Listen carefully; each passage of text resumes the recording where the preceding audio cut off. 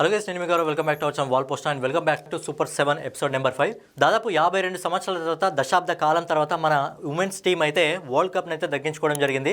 So 2025 world కప్లో south ఆఫ్రికాని ఓడించి దాదాపు దశాబ్ద కాలంగా ఏదైతే చిరకాల కోరిక ఉందో ఆ కోరికను తీర్చుకోవడం జరిగింది. సో 2025 ఉమెన్స్ వరల్డ్ కప్ విన్నర్గా మన ఇండియా అయితే అవతరించింది. అంతకుముందు ఆస్ట్రేలియా, ఇంకా ఇంగ్లాండ్, ఇంకా న్యూజిలాండ్, ఈ 3 టీంలు మాత్రమే వరల్డ్ కప్ దక్కించుకోవడం జరిగింది. సో నిన్న ఫైనల్లో ఆడిన 2 టీమ్స్కి కూడా వరల్డ్ కప్ లేదు. కాకపోతే సౌత్ ఆఫ్రికాకి లేదు, మన ఇండియాకి లేదు. కానీ మన ఇండియా ఫైనల్గా ఆ కప్పును, ఆ కళను సాకారం చేసుకుంది. గైస్, ఏదైతే దాదాసాహెబ్ ఫాల్కే అవార్డు ఉందో అందులో ఉత్తమ నటుడిగా మన అల్లు అర్జున్కి అయితే దాదాసాహెబ్ ఫాల్కే అవార్డు దక్కడం జరిగింది. అలాగే ఉత్తమ చిత్రంగా ప్రభాస్ గారు నటించిన కల్కి 2898 ADకి అయితే ఈ అవార్డు అయితే లభించింది. సో ఈ అవార్డు స్వీకరణ అనేది నవంబర్ 8వ తారీఖు అయితే ఉంది. రీసెంట్గా ప్రభాస్ గారి బర్త్డే సందర్భంగా స్పిరిట్ మూవీ నుంచి సందీప్ రెడ్డి వంగ ఒక అనౌన్స్మెంట్ వీడియోని రిలీజ్ చేసి అందులో ఇండియన్ బిగ్గెస్ట్ హీరో అని చెప్పి ప్రభాస్ గారిని ఉద్దేశిస్తూ ఒక పోస్టర్ని అయితే రిలీజ్ చేయడం జరిగింది. అయితే దానికి కౌంటర్గా ఎవరైతే king movie director Shahrukh Khan birthday సందర్భంగా సిద్ధార్థ్ ఆనంద్ ట్విట్టర్లో ఒక ట్వీట్ చేయడం జరిగింది. ఇండియాలో చాలామంది స్టార్స్ ఉంటారు, ఆ స్టార్ అయిన ట్యాగ్ తొలగిపోయిన తర్వాతనే కింగ్ అవుతాడని చెప్పి ఇండైరెక్ట్గా సందీప్ రెడ్డి వంగకి అయితే కౌంటర్ ఇవ్వడం జరిగింది.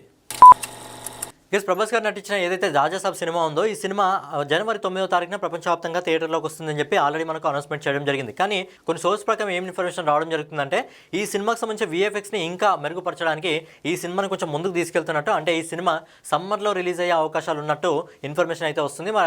మరి రాజాసాబ్ జనవరిలోనే వస్తే బాగుంటుందా, లేకపోతే సమ్మర్లో వస్తే బాగుంటుందా అనేది మీరు కింద కామెంట్ చేయండి.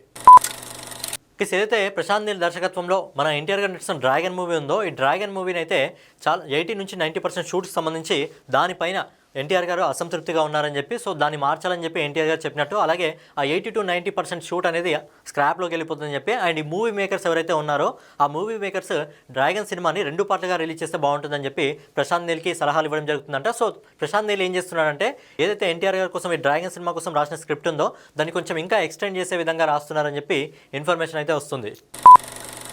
ఏదైతే SSMB 29 సినిమా ఉందో ఈ సినిమాకి సంబంధించిన ప్రమోషన్ని ఆల్రెడీ హీరో గారు, ఇక డైరెక్టర్ గారు, హీరోయిన్ గారు, ఇంకా విలన్ గారు అయితే స్టార్ట్ చేయడం జరిగింది.